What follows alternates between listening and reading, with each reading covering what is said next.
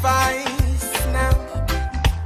Tell me what you think about equal rights for all, everywhere. Say what you think, what you think, what you think, what you think about justice. What you know, what you know, what you know, what you know about love. Why all the segregation, all are but one nation. Oh, let us unite as one. Let us unite as one. Tell me what you know about love. Tell me what you know about hate that keeps us separated. Tell me what you think about equal rights for all in every way. Say what you think, what you think, what you think, what you think about justice. What you know, what you know, what you know, what you know about love.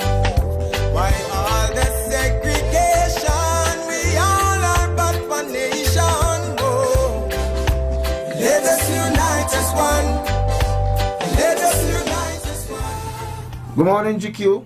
Good morning to those of you listening via radio, internet, or whatever social media platform. I am Alrick Edwards, Inspector of Police, and the host for today's program, Policing with You. I have the pleasure this morning to introduce my guest, Sergeant Winston Thompson, the officer in charge of the Local Intelligence Office, LIO. Sergeant Thompson is the data analyst and is responsible for all criminal data and statistics. I invite Sergeant Thompson on the eve of the implementation of the PRMIS program, or the Carib Secure platform, which is a data crime analysis application. Sergeant Thompson, first question. This week on Monday, you facilitated a training session with gazetted officers in the police force. You are pretty much the managers who are pretty much the managers in the force. Tell us what that training session was all about and in preparation for. All right, morning to everyone listening.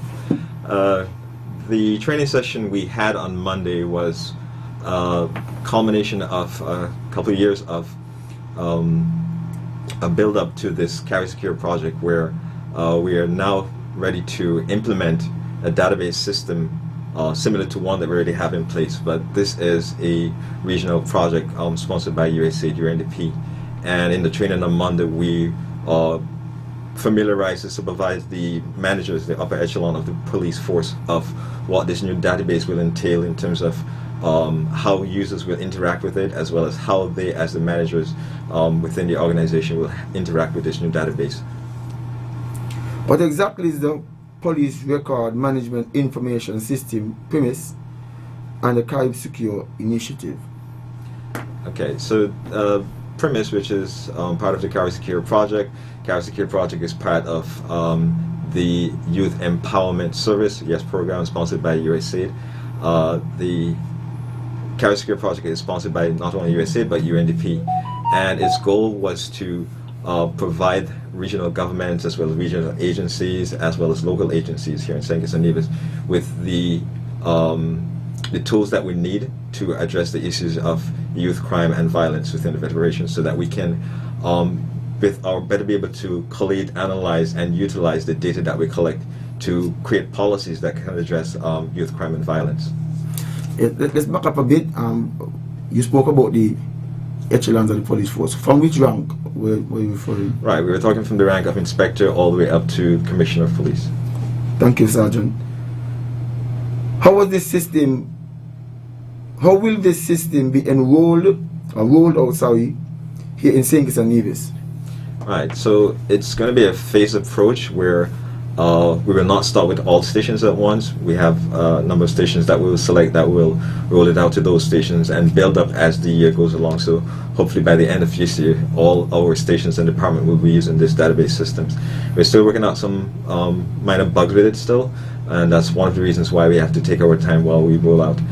We had previously rolled out another version of it, which we spoke about a year ago, almost years ago. That was called the PIF.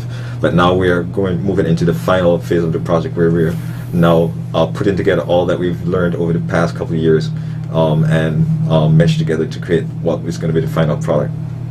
You spoke about a previous platform. I know you're talking about PRMIS. Right. Can the information shared from the one that we have now to the PRMIS? Well, we didn't, because we were using that in a pilot phase. There wasn't a lot that we were able to input in that, because we were basically testing it out to see if it can do what what meet our expectations. What's in that is not significant to say that we need to port that or carry that over into a new one, because we were still at the same time using our own crime management system. We have, as you know, we have our own local crime management system. Right. And so in terms of what we can carry over, like there's some aspects of what we have now that we can carry over, like our vehicle registration database, we can carry that over into this new database system. Our nominal roll of persons within the organization, we can carry that over into the new system. So there are aspects of it that we can carry over, and because it's filled with quite a bit of, I wouldn't say dummy data, but data that's not useful to be carried over, we were not going to carry over everything, but just those that we need to help expedite the development of the database itself. Yeah, that's the reason for my asking you, because it will be a task for the juniors to input all the data into a new system when there are information in an old system that might be useful for at some degree. Well, there's some aspects of it that, like I said, that can be carried over, and what this database is going to also help us with is going to be some time saving, where in our current system we have to input some data repeatedly. With this new system, we won't have to do that. We enter it once we make sure we're verified, then there's no need to re-enter it again. It's a matter of just selecting the specific data, like it might be the name of someone and the buyer information about that person. We'll then be able to pull that into that new report that will be created on this new system. So there'll be some time savings in the utilizing this new system. Thank you, Sergeant. Is it being implemented in a similar fashion across the region? Yes. As a matter of fact, Grenada officially launched the usage of the project in February of this year. Other countries such as Barbados and Antigua are also getting ready to do their launch as well. When is SYNC expected to launch? We're expected to launch early next month. You've been our main facilitator here in the Federation with this project is concerned.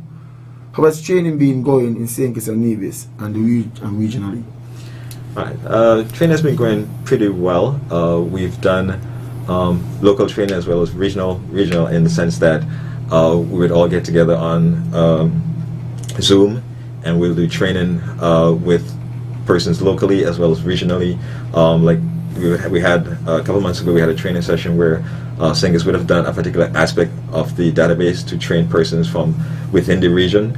Then you have Barbados had another day when they did training, Grenada had another day when they did the training. So we're all meshing that knowledge that we have, building that regional knowledge we have of how to use that data, how to collect the data, so that we're going to have not just the local knowledge, but we have a regional knowledge base to assist. If there's some shortcoming in one country, then they can call upon another country to assist with training in a virtual environment. Thank you, Sergeant Thompson. You're the data analyst for the police force, and from time to time I'll see you do presentations, and your presentation usually graph form, pie chart form, those kind of things. Would the PRMIS generate those based on the data that is inputted? Can it automatically generate those graphs from the data that is inputted into the system? No, it does not automatically. Well, actually, let me back up a bit. On the dashboard of the database system, and what you will see depends on your rank level. When you log in, you'll see data analytics about like how many reports were made, how many, like what we call corpus, how many arrests, how many incidents, how many traffic accidents. You'll see the type of crimes that were reported, whether on a daily basis or a weekly basis. So yes, it does give you some of that data But if you're looking for, say, several years of data, then we'll have to export that data and then present it in another format. Okay, thank you, Sergeant Thompson. GQ, let us now break at this juncture. Upon our return, let us upon our return, we'll open the lines and have calling from the general public. Thank you. My bad, I thought he was behind the record, I didn't see him there.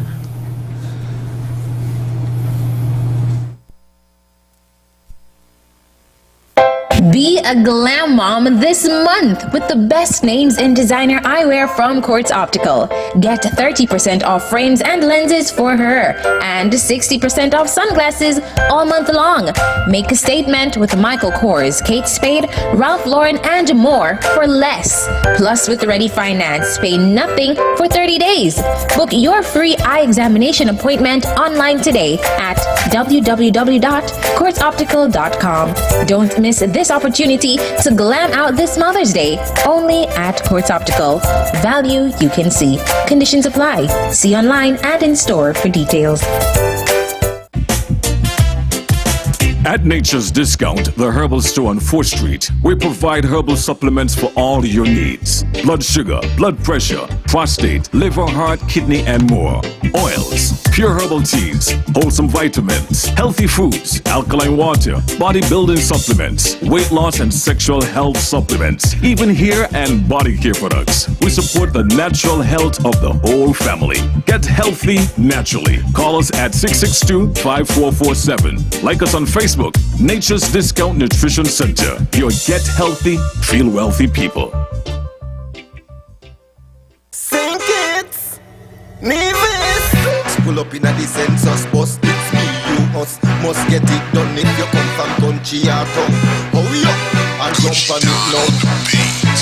Pull up in a the census bus. It's me, you, us. Must get it done if you come from country or town. Hurry up and jump on it now. Mr. Jive in a sunny pint, then me meet New Guinea and half a G-side. Garden got canyons, lambots, middle island, then me in a virtuns. Whole road, challengers, Trinity, West Farmer, till near camp. Bam, then me reach in town. Check for the bed, St. Peter's now. Canary and Keys, a scream out, whoa. Over Kaya, me a bow. Atlas, large money, Philips, continue. Mansion, Tabernacle, Sadler's, Black Rock, Bellevue, Barcelona, St. Paulstown. Just like that, we got Newton Gong.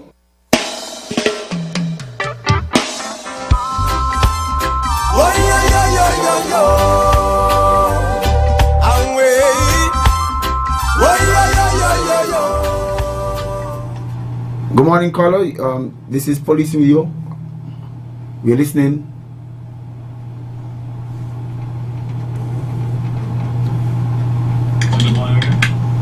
Good morning, caller. This is Police Radio. We're listening. How can we assist?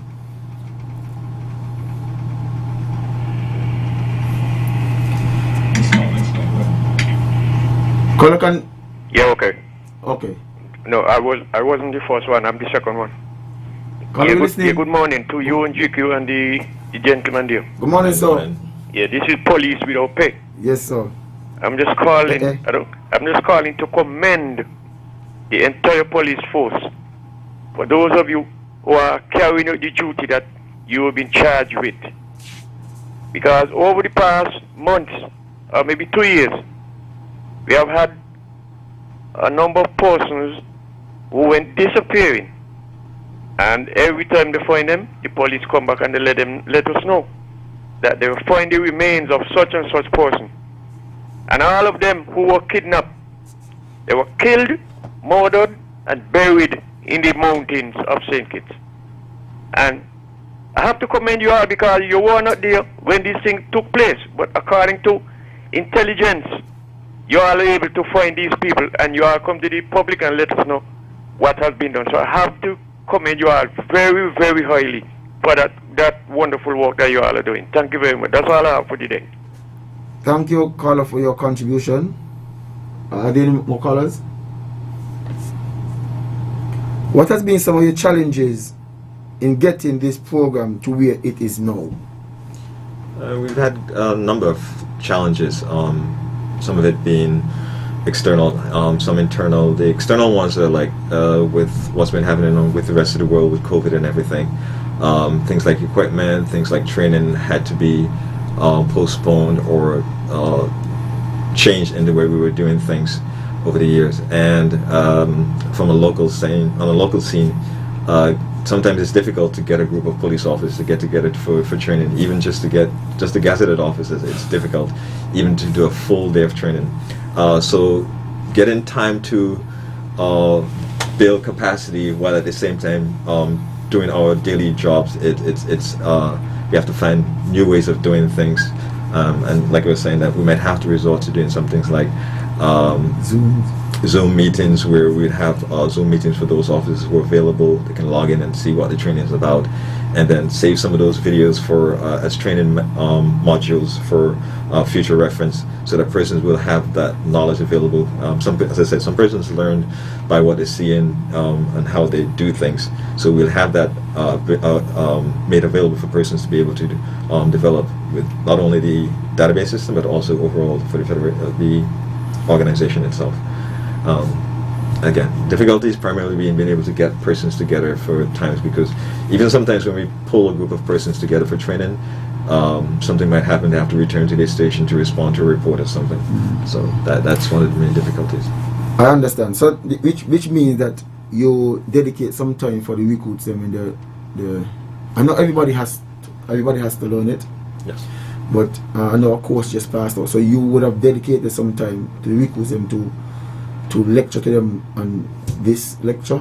Well, at the time, we weren't ready to roll this out, so what they were introduced to was our current crime management system. They were taught how to utilize that one. In terms of, we did sensitize them of what was coming, and for those who had been at the station that have already received some of the training, they would have a bit of an introduction to this. Next week we're going to be heavily involved in training, especially for the junior ranks. We've already trained the supervisors, the sergeants, corporals. They've already received their training to the level where they can be considered trainers, and that was our goal, so that they'll be able to be in a position to train those below them as well. And so we will now, our next focus is going to be on those of the junior ranks, who are going to be the main users of the database system. Well, I want the person, the recipient of the training on Monday, and I listened to a lot of things, but still didn't catch anything. So hands-on. Well, yes, there's going to be training. Is going to be continuous. That's one of the things we realize. Training has to be continuous. So we will be going out to stations to continue training, and when it's possible, we'll be pulling persons back over to training school to continue training, and we will even create scenarios that they can because we have full access to the database. We can see set up scenarios for them to go in, see if they really understand what it is they're supposed to be doing in terms of being able to input the data. And for those who do not grasp it, those are the ones that we really want to pull back over to the training school and have more in-depth training with them. So never mind that you grasp what they literally grasp. The whole thing was for you to get an idea of what's coming towards you, and then we'll pull you back, and it's like you're going to keep building on that knowledge that you have. So at the end of the day, you will have, or by the time we're ready to fully implement this, we'll have that knowledge of what it is, what your role is in all of this, as well as each other's role. Well, thank you, Sergeant Thompson. Good morning, Carlo. This is yes, Police hello, Radio. a blessed good morning to the police force. They come a long way from 110 a month, and I must look after them good, because they don't do, some of them do some noise, especially babbling, and others who I associate with, they do some good work. So you all must look after them. Good. Take care. Happy Police Week. Take care. Thank you, Carlo, for your contribution. GK, any more callers? Thank you. What are some of the benefits of using the system? Okay, benefits. Well, I spoke to one earlier. Time saving. We will save there was some time savings in terms of utilizing this new database, in that our current system has a lot of repetition of like whenever a person comes to report, we keep having to enter their names in the system. This new system will allow us to save some time where once we enter the data once, there's no need to enter it again. Regardless of which station you make a report at, we can the question will be prompted to have you ever made a report at the station? We can then search for your name and just pull up information and just continue inputting the report that the person might need to make to the police. So it's like a file that everybody like, right. It's a database system that has the list of all of our. Just think of it as a business where you have your customers. It wouldn't make sense to keep adding your customer name every time. This time we have the customer name saved, so we can then just pull up information and continue recording what really needs to be recorded. Forgive me. I need to ask this here.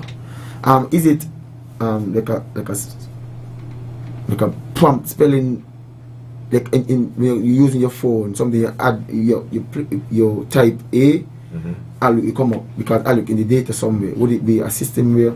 Right. Like so if we wanted to look for you, we'd probably start to type AL, and then we see everybody whose name with begins AL. That's what I really mean. Right. Right. Yes.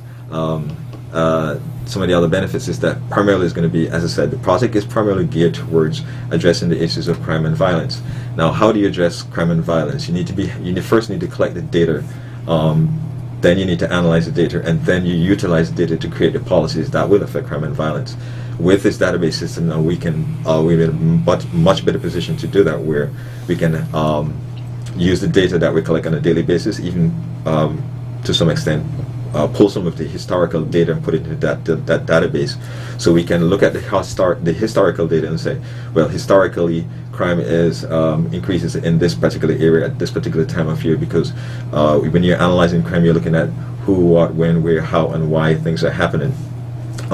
So it will allow us to really get to looking at the root causes of crime once we collect the right data, and once we analyze it properly, and once we then disseminate it to who needs to make the appropriate policies to address the issues. Then we can, the country can be better off in the long run, where we can create those policies that really affect the root causes of crime and violence. Thank you, Sergeant Thompson. And I know once the data is collected or collated properly, you can almost predict what could come next. Yes, there is a level of predictability where, using, as I said, historical data, we can then use in mathematical calculation to say, based on what has been previously recorded, the next time this type of crime happened, it will be between this time and this date, because of the historical data that we collected. Beautiful. How important is it to use data to make decisions, and how can the senior management of the force use that kind of information to shape and create policies? Right, it's very important in that a simple thing such as when do you change your shift, that's something you can utilize the data you capture to say, okay, it's best to have the shift change at this particular time, because when you can have that shift change over at that time, you can have more officers available to address what might be happening, or usually happens around that particular time of day. Looking at manpower and where manpower is needed, looking at the number of crimes, or even the type of crimes that are most common in some areas. Like let's say you have traffic accidents as well. The data will show you things like what types of crime are most prevalent in, say, a particular district or in a particular policing district itself. And then you might need to have intervention measures used like with other agencies, maybe social welfare or gender affairs department, based on the type of crimes or incidents that we see happening. So if you have, like, say, more domestic violence incidents in a particular district, you might want to get persons involved from the social welfare department to see how we can best mitigate these types of incidents in that community. So these are some of the things that we can use data to see how best we can better police our communities. All right, we have a caller on the line, Jamdong. Good morning, caller. This is Police good morning, Review. Alrick and the officer there. Alrick, Morning, the conscience recognize that from good morning, Mr. Queely, Inspector Big Man Queely. Thank you to giving man like Jamdong and others a voice and this police show. Alrick, the Court of Conscience recognize that roles plays a very important part to our police force. And we want to know why is the change come to this program? Why? We want to know. All right. The Court of Conscience also want to know why is it the SFU fencing ain't gone up as yet? You can't run a thing like that. You know, our complex like that, man, you come better than that.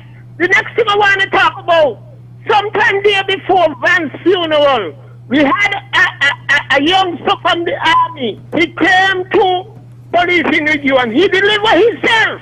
And we want Jacqueline O'Brien to make sure that whether once a month or twice a month, police and army must come and this show ain't for police alone. This show for enforcement. Have a good day of it. You can see you in a queue. See you in a queue. Radical culture. All right, we have another call on the line. As a matter of fact, it's his brother, Sonny Boy in New York City. Good morning, Sonny Boy.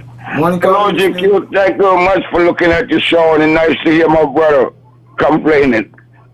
I'm Inspector Alrick. Morning, sir. I've got to compliment you. You did a good job at the funeral. I was looking at you. That's all I called to say. Compliment you. You did a good job at the pallbearer. Thank you, sir. You're welcome. Right.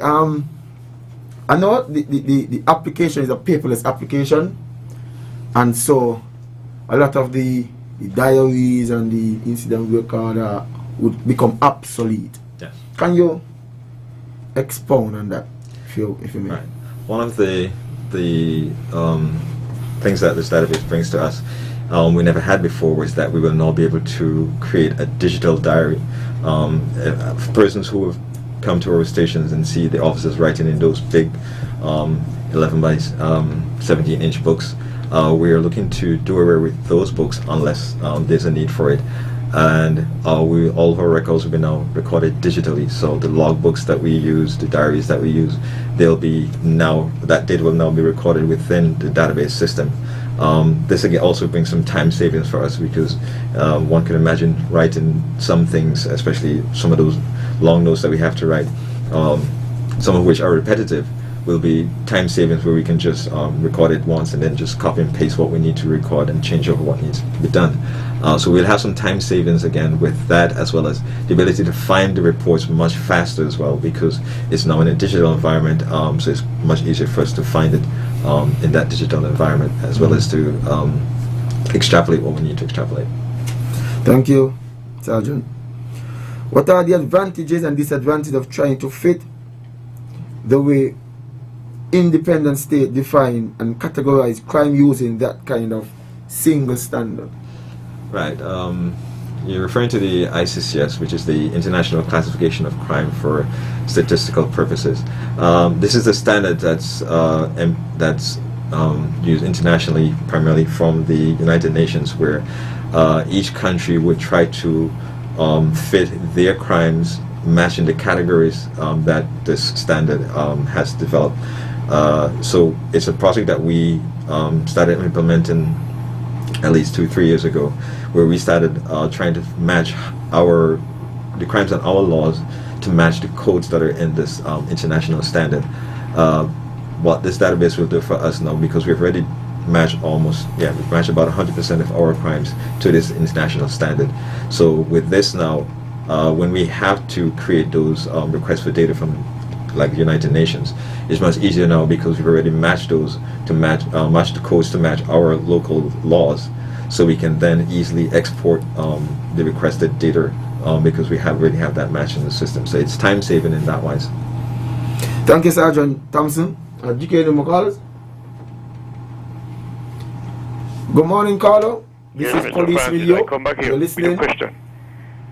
It's good to know that we all will be moving away from those 17-inch size book that you are putting information in.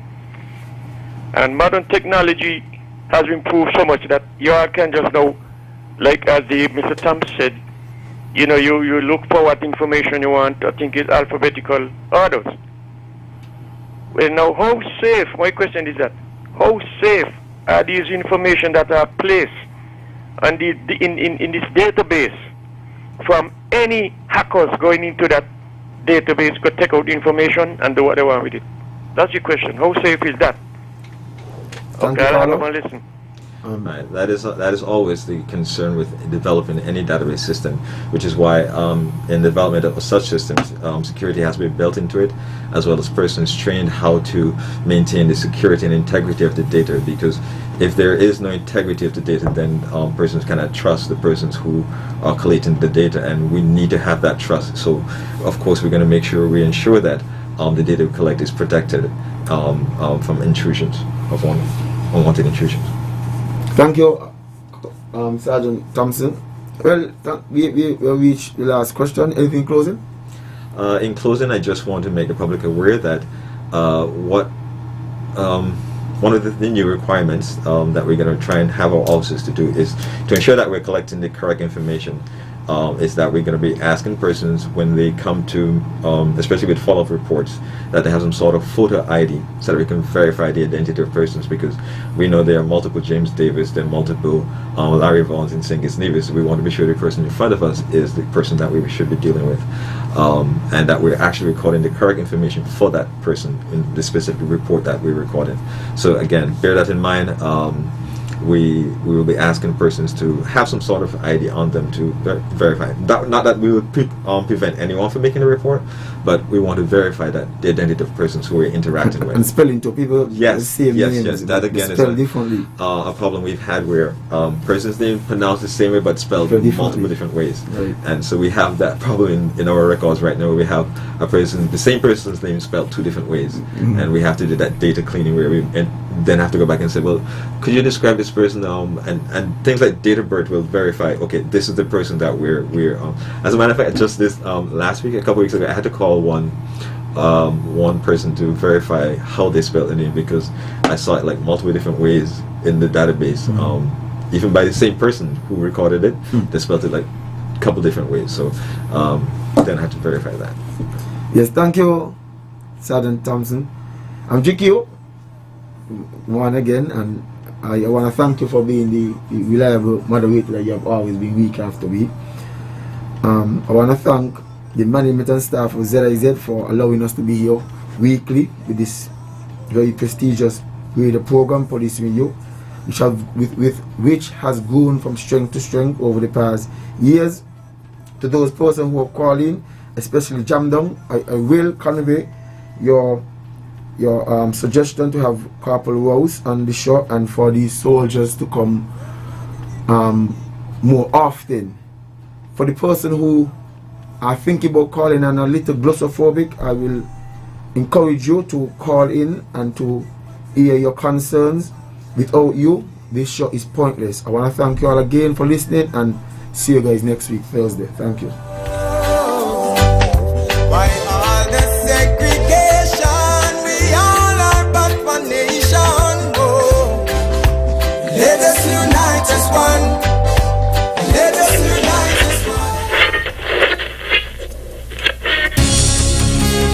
In case you don't know us, you're just twisting that dial away and managed to bump into us. This is ZIZ Radio from out of St. Kitts.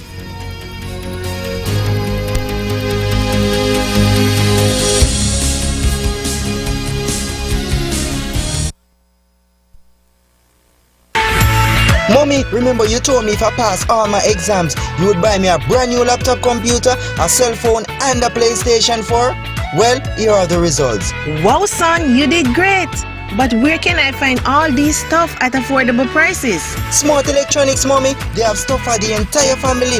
They have washing machines, cell phones, tablets, refrigerators, TVs, blenders, irons, microwave ovens, Bluetooth speakers, and much, much more. And they are located at Port Zante opposite the food court. Wow, but son, where did you get all these information? My friend told me, and he also told me if you buy them somewhere else, they won't last. Is that so? Yes, Mommy, so I don't want you to buy them anywhere else but Smart Electronics. Okay, son, get dressed. We're going down to Smart Electronics. No need to go to St. Martin anymore. We have everything available right here in St. Kitts. And remember, we have only one store in St. Kitts, and we are located at Port Zante opposite the food court. Smart Electronics.